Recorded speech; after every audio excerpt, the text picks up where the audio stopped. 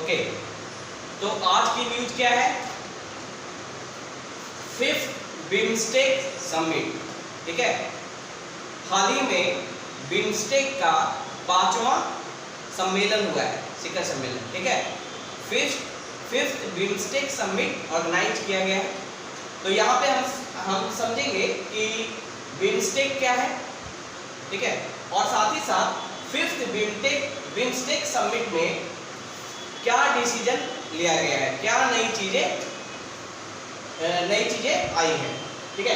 तो सबसे पहले समझते हैं, तो न्यूज क्या है सबसे पहले कि recently the Bay of Bengal initiative for multi sectoral technical and economic cooperation यानी BIMSTEC grouping 5th summit took place in Colombo Sri Lanka.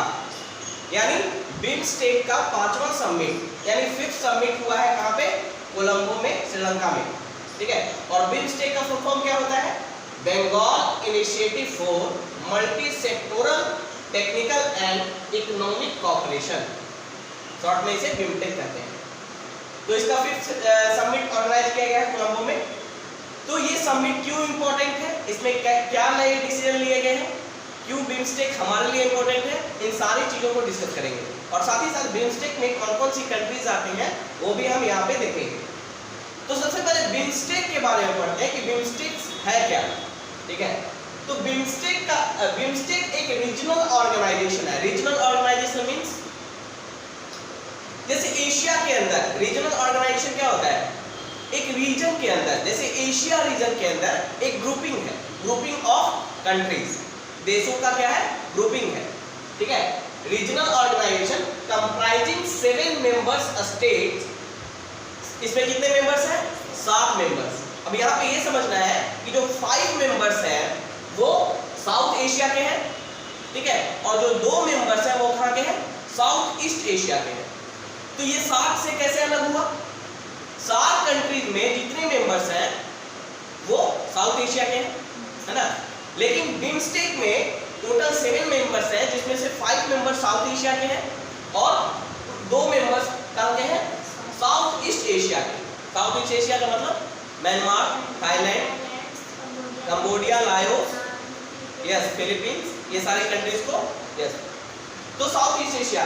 तो यहाँ पे अगर देखें तो साउथ एशिया से 5 कंट्री हैं, कौन कौन से हैं इन्हें याद रखना है हमें? बांग्लादेश, भूटान, इंडिया, नेपाल, श्रीलंका, ठीक है। 5 कंट्री कौन कौन है? Bangladesh, Bhutan, India, Nepal and Sri Lanka. और 2 कंट्री साउथ ईस्ट एशिया के हैं, वो कौन कौन से कंट्री हैं? Myanmar and Thailand. अब देखिए इसे याद कैसे रखेंगे, तो कुछ कंट्रीज को तो आप इसके नाम से याद रख सकते हैं, जैसे बांग्लादेश एंड भूटान, ठीक है, Bangladesh and Bhutan, India, Myanmar, Sri Lanka. Bangladesh and Bhutan, B से 2 हो गया, Bangladesh and Bhutan, India, Myanmar and Sri Lanka, ठीक है। और 2 कंट्रीज उधर से हैं, म्यांमार से, सॉरी साउथ ईस्ट एशिया से, कौन कौन? Thailand and Myanmar. तो थाईलैंड इसे याद रख सकते हैं और इसके जगह पे म्यांमार, बस एक आपको याद रखना है अलग से, म्यांमार, है ना। बाकी चीजों का कोड इसमें है ना। Bangladesh, Bhutan, India, Myanmar, Sri Lanka, Thailand और एक सॉरी म्यांमार भी है इसमें। क्या बचा है? भूटान। तो भूटान इसके जगह पे भूटान आप लिख सकते हैं, है ना। तो याद करने का तरीका है कि 7 कंट्रीज को आप ऐसे याद कर सकते हैं। और इसका एग्जिस्टेंस कब आया था? बिम्स्टेक कब बना था? 6 जून 1997 को, ठीक है। कहाँ पे? बैंकॉक में। बैंकॉक डिक्लेरेशन के द्वारा ये एग्जिस्टेंस में आया था ये ऑर्गेनाइजेशन। बैंकॉक कहाँ पे है? थाईलैंड की राजधानी है बैंकॉक। थाईलैंड का कैपिटल है बैंकॉक। और उसी बैंकॉक डिक्लेरेशन मतलब जब भी कोई संस्था आती है तो कोई ना कोई डिक्लेरेशन होता है, कोई ना कोई पैक्ट होता है। जैसे जितनी भी संस्था आपने देखा होगा सारा कुछ कोई ना कोई पैक्ट या डिक्लेरेशन के द्वारा आया है। तो बिम्स्टेक जो आया है वो किस डिक्लेरेशन के द्वारा? बैंकॉक डिक्लेरेशन के द्वारा। बैंकॉक क्या है? थाईलैंड की राजधानी है और इसका हेडक्वार्टर का है ढाका में। तो ये सारी इंफॉर्मेशन आपको प्रीलिम्स में पूछा जा सकता है, तो ध्यान में रखना है। देखिए बिम्स्टेक क्यों इंपॉर्टेंट है हमारे लिए? 1997 में बनने के बाद बिम्स्टेक पे ज्यादा फोकस नहीं दिया जा रहा था। क्यों? क्योंकि सार्क को ज्यादा फोकस दिया जा रहा था इंडिया के द्वारा, सार्क को ज्यादा इंपॉर्टेंट माना जा रहा था, क्योंकि सार्क क्या है, सारे नेबरिंग कंट्री है लगभग, है ना, या तो लिटोरल नेबर्स है यानी ओशन में नेबर है, या तो फिर टेरिटोरियल नेबर्स है ना। तो सार्क में मैक्सिमम जो कंट्रीज है वो क्या है, नेबर्स है। तो इसलिए सार्क पे ज्यादा फोकस था हमारा, खासकर इंडिया का ज्यादा भरोसा था, ठीक है। लेकिन इसलिए 1997 में इसका एग्जिस्टेंस होने के बावजूद भी इसे इतना इंपॉर्टेंस नहीं दिया जा रहा था। अभी तक सिर्फ देखिए 5 ही सबमिट हुए हैं, 1997 के बाद देखिए अगर तो सिर्फ 5 ही बार सबमिट हुआ है, यानी इसे इग्नोर किया जा रहा था, है ना। सार्क को ज्यादा इंपॉर्टेंस दे रहे थे हम लोग। लेकिन क्या हुआ, और ये भी आपने देखा होगा कि 2014 में जब पीएम ने शपथ लिया था तो कई सारे नेबर्स कंट्री को, सार्क के जितने मेंबर्स थे सबको बुलाया गया था, ठीक है। सेरेमनी जो हुआ था शपथ का, उसमें सार्क के जितने नेशन है उसको बुलाया गया था, ठीक है। लेकिन 2016 में यूरी अटैक हुआ था, और 2016 में यूरी अटैक के बाद हमने क्या किया, बिम्स्टेक को ज्यादा इंपॉर्टेंस देने लगे। हम बिम्स्टेक को ज्यादा इंपॉर्टेंस देने लगे। क्यों? सार्क की कंपैरिजन में देखिए उसके बहुत सारे कारण हैं। पहला कारण है पाकिस्तान। सबसे बड़ा फैक्टर क्या है सार्क में? पाकिस्तान। सार्क के अंदर जितने भी डिसीजन लिए गए हैं, जितने भी प्रोजेक्ट स्टार्ट किए गए, सब अभी हॉल्ट पे है। कोई भी प्रोजेक्ट कंप्लीट नहीं हो पाया ड्यू टू पाकिस्तान। जो हमारा रिलेशन पाकिस्तान के साथ या पाकिस्तान का जो एक्शन है उसके कारण सार्क सक्सेसफुल नहीं रहा है। उसमें सबसे बड़ा फैक्टर है इंडिया पाकिस्तान रिलेशन और पाकिस्तान का जो बिहेवियर है ना, उसके कारण।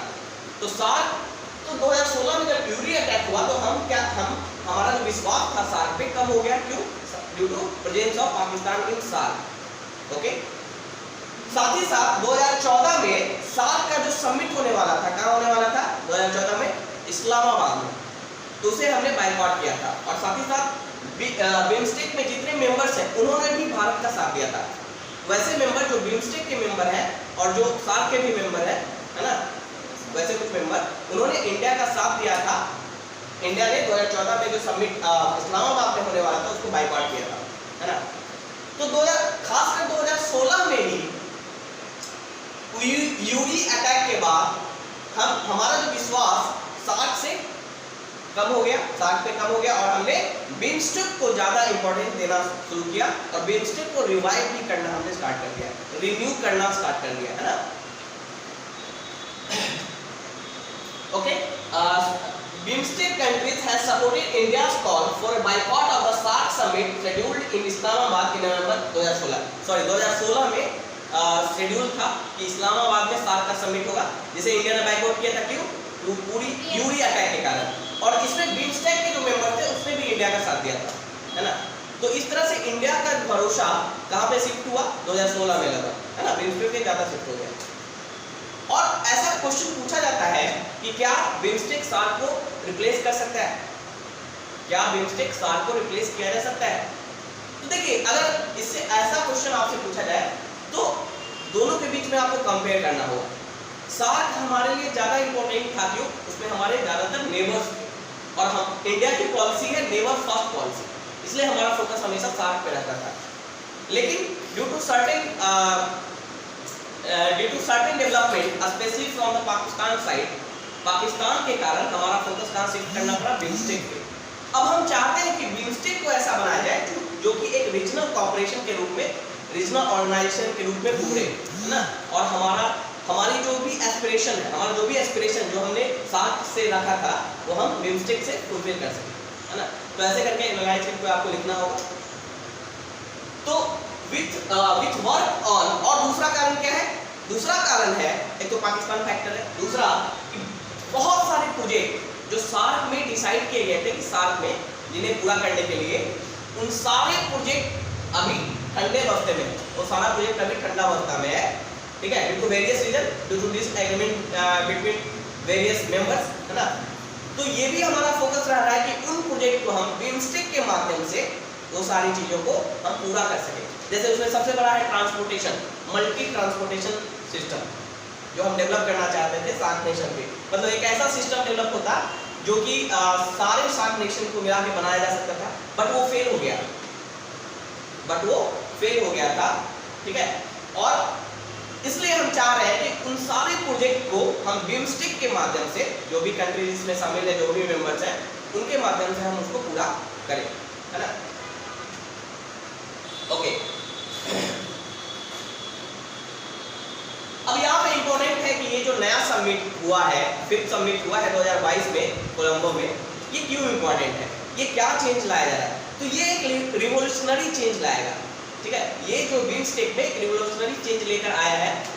बिम्स्टेक को एक ऑर्गेनाइज वे में, ऑर्गेनाइजेशन बनाने में ये सबसे बड़ी भूमिका निभाएगा है 5th समिट, क्योंकि 5th समिट में ऐसे कई सारे डिसीजन लिए गए हैं जो बिम्स्टेक को एक ऑर्गेनाइज्ड कॉर्पोरेशन बनाएगा, ऑर्गेनाइजेशन बनाएगा, ऑर्गेनाइज वे में। यानी ऑर्गेनाइज वे में कहने का मतलब रेगुलर इसका मीटिंग होगा, है ना, साथ ही साथ फॉर्मल तरीके से ये सारे डिसीजन लिए जाएंगे, है ना।